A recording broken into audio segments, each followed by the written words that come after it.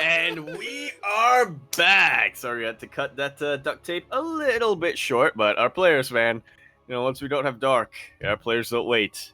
And we don't really want them to wait either too long, so we are going to be jumping into our first semifinals match of the evening, and it will still be a best of three. Yeah, but still be a best of three for the time being. And it's going to be a TVP. In the bottom left-hand corner map, spawning all the way here in the bottom left-hand corner, we have our red Terran player coming out from the land of Korea. He's, of course, going to be representing Shopify Rebellion, looking to avenge his fallen brother. He is ByuN. And spawning in the top right-hand corner of Royal Blood, we have as opponents, we have the South Korean Protoss player representing Dragon Phoenix Gaming, DPG. It is herO.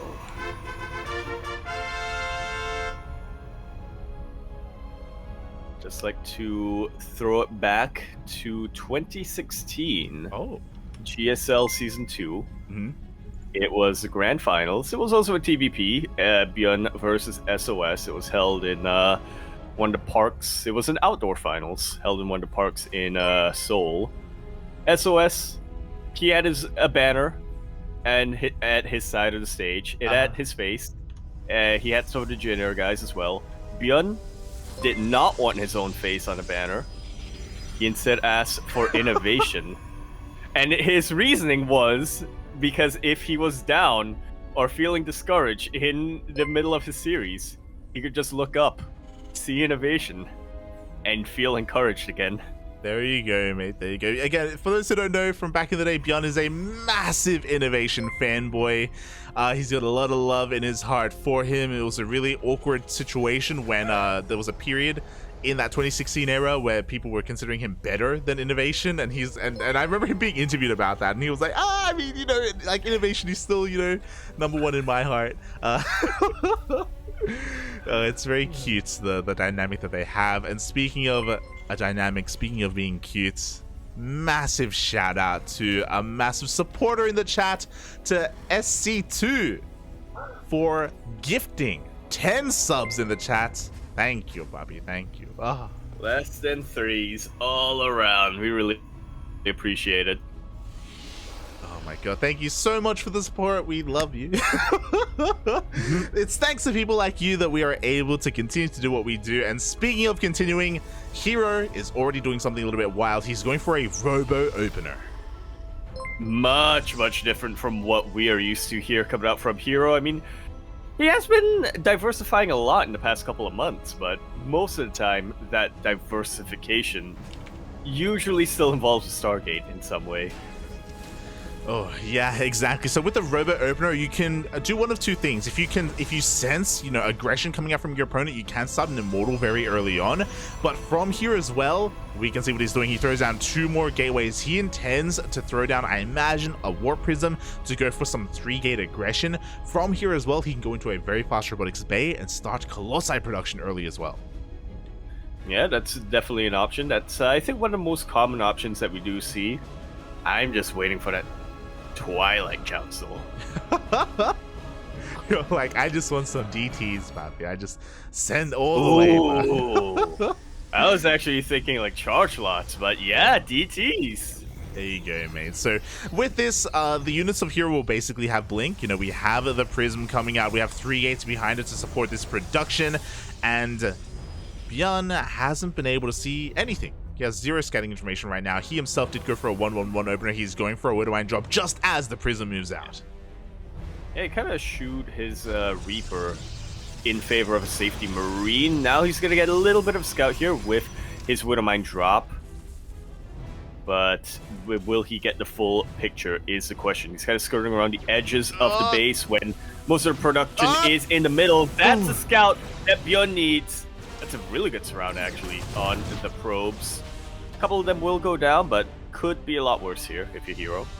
Yeah, 3 probes go down to 3 Widowmines, and 1 Widowmine does manage to survive. At the same time, we do see herO slipping into the main base with his prism, but Marines were ready and waiting for him, and as a result, this prism, this 3-gate opener, hasn't really done much of anything. Yeah, really tight defense here from ByuN has a tank, but hasn't unnecessarily sieged it up just yet. He does have a wall in his natural base with that bunker and with those supply depots as well. I think herO has recognized there's no way he's going to break ByuN with what he's got right now. So he's just setting up for the next phase, which, of course, involves a Twilight Council that I want to know where herO was placing his attention there, because that was such an awkward push-in with his Warp Prism. I mean, herO's just given up complete map control now. And ByuN's taking advantage of that. He really has. At the same time, we do see a Raven harassing across the map as well. 2 workers are going to be going down as well. And ByuN has nothing to be worried about. He doesn't have to be concerned with any kind of defenses back at home. He scans. He's even going to be able to get a kill on that observer. Yeah, no cheeky blinks or anything like that. herO's still going to be in the dark as to how ByuN techs up from here. I mean, it's pretty obvious he does want to go for a stim timing based on the amount of tanks and the amount of marines he has, but when will he actually push out is a question that herO won't be getting an answer to. Yeah, exactly. I mean, because of this, like, herO even expanding and taking a 3rd base is going to be really difficult. It looks like he doesn't plan to. He's going for a massive gateway explosion on 2 bases. We've got 5 gates on the way to add to the 3 that we already have, so 8 gates in total. We have shield batteries on the way, we have storm, we have charge.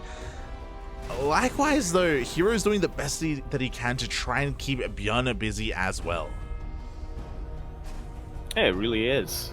I think herO knows that he's on a little bit of a timer, at least when it comes to these 2 bases.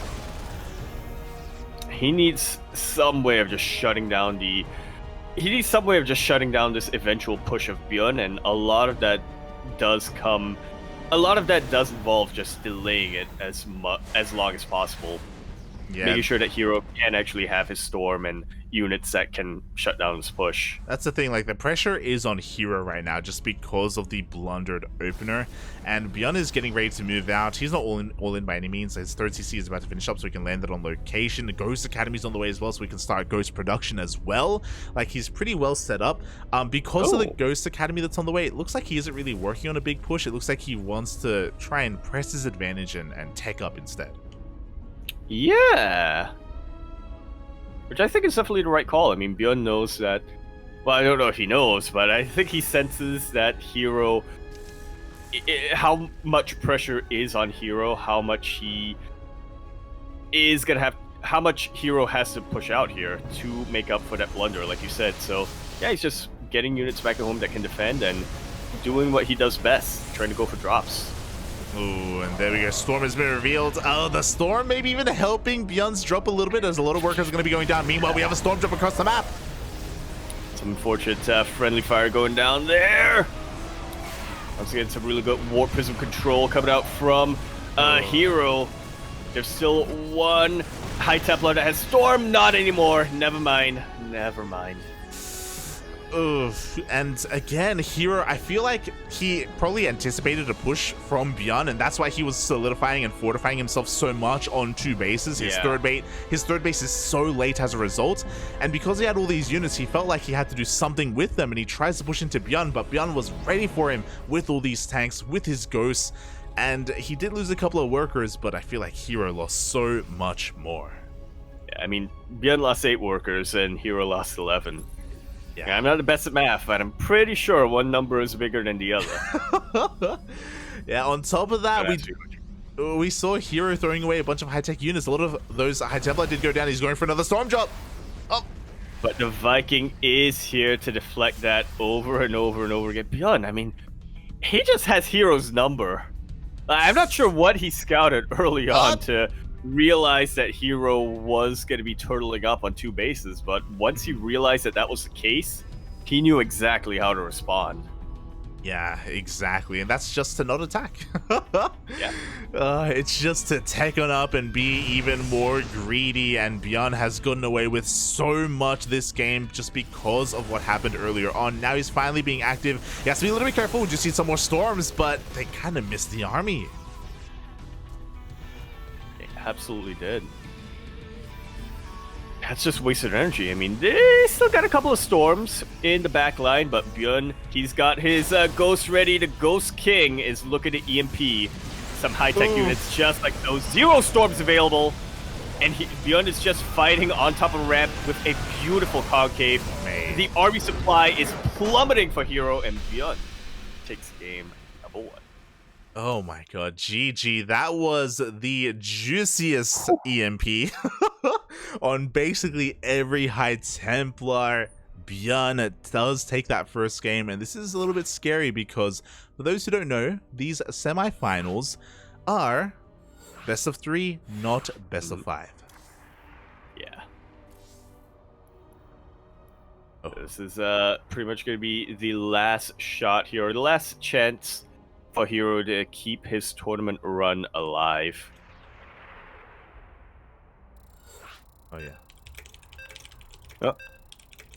Yeah, I'll just let's our our other co-caster know that you know what, we'll finish the series. We'll get it done, Pop. We'll get it. Yeah. Yeah, we started it.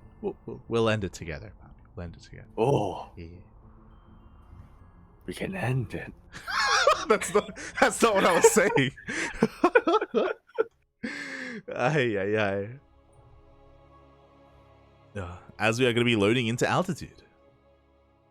Yeah, for game number 2, a really dynamic map, I think, when it comes to TVP. I think some of our best Protoss matches have been on... What? Oh, right. I had to do a double take. I forgot that was Asher's ult.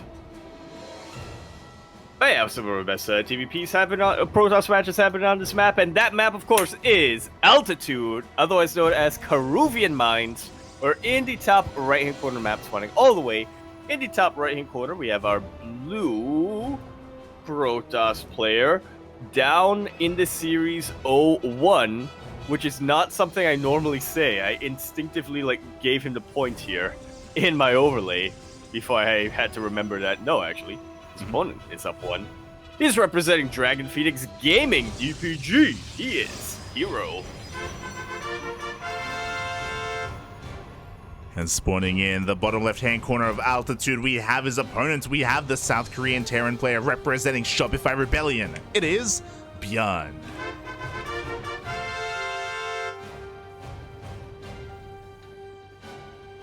It's one of those things where, you can look at the head-to-head, you can look at the statistics, and you can kind of understand that, yeah, I guess ByuN has been favored against herO for recently. But to actually see it in action in that game where it just looked like ByuN was in complete control, and it looked like herO, I don't know, it looked like herO was kind of throwing things at the wall to...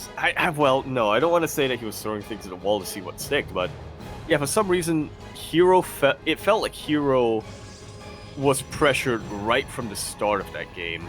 Even before his Warp Prism went down, herO was the one to kind of think, I need to take the initiative because otherwise ByuN's just going to do something that'll beat me eventually. Yeah, and to be fair, herO was playing really defensive and scared for a while that game, but it made sense as to why he would, because if you remember, he messed up and he lost his Prism, but after that happened, ByuN also scanned and killed the Observer as well, so herO was in the dark. He just didn't know if an army was going to move out. He didn't know if there was a third CC or not. He had very limited scouting information, and I don't believe he ever rebuilt and replaced that Observer, and because of that, he just didn't know what was happening, so he had to prepare for the worst.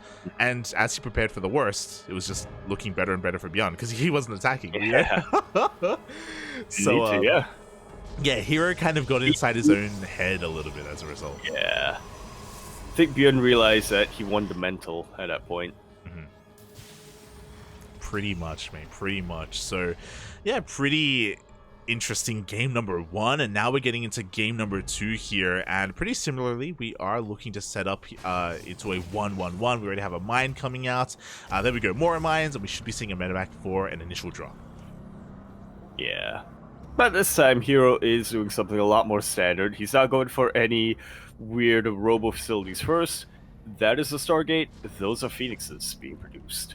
Yeah, we do have Phoenixes on the way. This is a great way to open up defensively because it shuts down any kind of drop play. That's exactly what ByuN is going to be going for on altitude. It makes sense. This is a pretty large map, so aggression by air is what we expect from the Terran, and everything's going to be scattered here by herO. But that mine, oh my god. Wow. ByuN, he's played against herO often enough that he knows exactly where to burrow his Widow Mines. He knows exactly what the rally is going to be. Man, I didn't even see it. Alright. I was shocked by the mine shot going off, Maiden.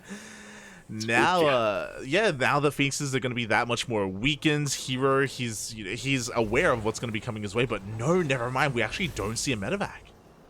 Huh.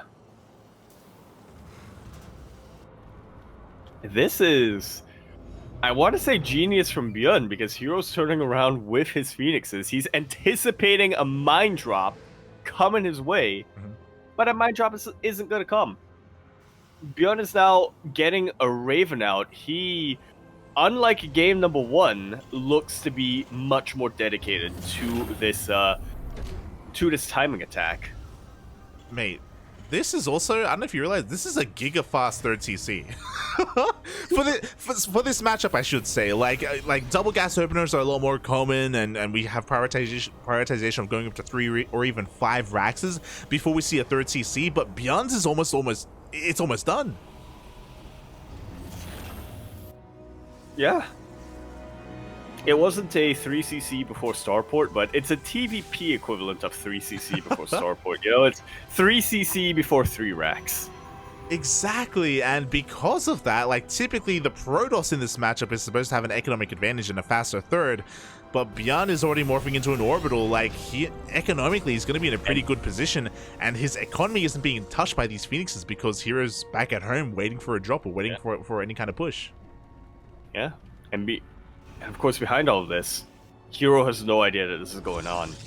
His Phoenixes were kept at home, like you said, because he was just anticipating that Widow Mine drop. Now an Observer is making its way across the map, and herO, he's going to be kicking himself once he realizes that, yep, that is a 3rd orbital command just about to land here. Yeah, this almost never happens, but the Terran is having their 3rd up before the Protoss player, which is crazy. And as you said, now herO sees this. Now he realizes what's been going on, and he's gonna have to try and do something about this. Finally, it's go time for these Phoenixes. They haven't been doing anything this entire game.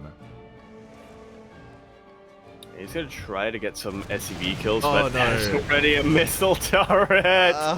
What? Was that an A move? Interesting choice. It may have been an A move. Definitely may have been an A move, but I mean, the Phoenixes weren't moving though. I think he just rallied it there for some reason. Yeah. I don't think that was an A move. Yeah, that's crazy. Oh god, so 2 Phoenixes just went down as well, by the way, for 4 SCVs, to be fair. But again, Phoenixes, ideally you want to keep them alive over the course of the game and just maintain map control. We see another lock-on. And another downed Phoenix. This is not bad damage here for herO. You know? But it does also mean that his map control has been completely given up. He's completely given up map control. He doesn't have CC potential like you normally would when you have a bunch of Phoenixes. Like, yeah, he's got sentries for force field, but it's not quite the same as just lifting up and, you know, taking out a unit from the engagement, or completely neutralizing a unit from the engagement. Yeah, crowd control potential is so important here when we're going Phoenix Colossus specifically, which is what herO is trying to pull off. Of course, he's not replacing his Phoenixes now that they've died. He's trying to transition out of that into a more ground-heavy composition, but ByuN is now moving out. This is being spotted. herO does have control of the Xel'Naga. And Thermal Lance did finish up as well. Colossus are a fantastic defensive unit, especially against Bio, which is what ByuN has moving out right now. Yeah, nice movement once again as herO has control of the Xel'Naga on the left-hand side as well. ByuN is trying to take that control away from herO. Because of this, he can't really catch herO off guard. He's repositioning his own army, so ByuN has to wait for a more opportune moment here to try to catch him unawares. Like so. Exactly what ByuN is posturing for. Behind all of this, I mean, He's not super committed to this push out. He's just trying to keep herO back at home while he gets a 4th base himself. herO's getting a 4th as well, to be fair. That ByuN hasn't scouted just yet, but yeah, this is an interesting battle for map control right now. Yeah, exactly. It makes sense on altitude. Meanwhile, nice cute move there from herO. Meanwhile, we do see a stim on 4 to try and snipe that disruptor. He doesn't get it. Doesn't quite get it. A beautiful feedback on top of that Raven, just about killing it. Completely neutralizing it as well. If that Raven, I don't know, threw down an anti-armor missile, threw down two disables and an auto turret, we could have had ByuN at maximum momentum, maybe taking out a base on top of all of that. But as it stands, things have pretty much reset. Yeah. herO's still trying to get a 4th. ByuN still posturing to punish that 4th. Exactly. And herO, he has split up his army, to be fair. We do see he's going for a bit of a zealot run, but he does run into the army of ByuN, so now he knows to focus his attention here on the right-hand side. At the same time, ByuN is posturing on the left, so we'll see who cracks first as ByuN tries to find a weakness here in the armor in the defense of herO. Well, I'm liking the quality of herO's army, but he has half the army supply of ByuN right now. So it's definitely going to be a tough hold. Oh, and the Colossi are being dragged over as well. Like, the Natural's looking pretty exposed here. ByuN could find a way in, but herO recognizes that. He does pull his Colossus back. To defend against what, though? Well, that is the question, as we do see a massive Doomdrill going straight into the main base. ByuN identifies that we don't have any Blink Stalkers, and we don't have any Phoenixes either. Yeah, 0 anti-air potential right now. The pylon goes down, but thankfully there was a backup pylon here. All of the Colossus, however, are drawn into the main base. ByuN, he's now trying to attack outside the 4th base. Yeah, he does rotate around. It looks like he's going to be able to EMP these shield batteries, but the disruptors were ready and waiting, and the Novas are going to be going off. And taking out a single Marine is all those disruptors are going to take out. 14, 15, even more probes are going to go down. This 4th base is completely forfeit. 26! I just assumed that the drop and the main base was cleaned up, but no! He wants more, Puppy! He wants to keep going. The disruptors are left completely exposed. We stim on forward. The 3rd base is now under threat. The Novas are going to be coming out. How good are the splits? Pretty good. Marines are going to be falling here, but the target firing is just too good. Way too good. Another 10 probes go down, and it's really hard to see ByuN letting go of this position. I mean, he's even getting 5th base while all of this is going down, but all ByuN really needs to do is just reinforce, and I think he can win. Yeah, he just targets every high-tech unit he can. He gets another couple of disruptors. He gets a Colossus as well, and he picks up, and he goes straight into the main base. And as you were saying, ByuN, he doesn't have to end the game here. He's getting a 5th, while herO is stuck on 2 bases. Wow. GG is called, and ByuN, the kryptonite of herO, continues to be the kryptonite of herO, taking that semifinal series 2-0, making it to the finals of the first ever KSL.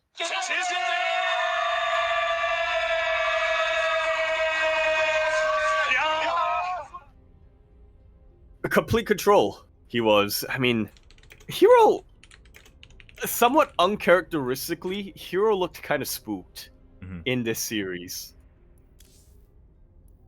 He really did. He really did. GG, well played. ByuN takes a series 2-0, and herO, we got to see a side of him that we rarely do, and that is a herO that is scared of his opponent, that respects his opponent quite a bit. But we saw, as you were saying, a lot of little mistakes here and there, you know, losing our first observer time and time again, losing a lot of that map vision, a lot of the map presence, just keeping herO in the dark, keeping him guessing. Doesn't happen too often in these CVPs. Yeah. But if there was ever a Terran player to bring that out of herO, evidently it's ByuN. Oh yeah. Oh my god, it is ByuN, and ByuN will be advancing on to innovation. He does avenge his boy Innovation. He moves on to the grand finals to wait for the winner of the upper semifinals match. Oh boy, to wait for the winner of Maru versus Dark. Oh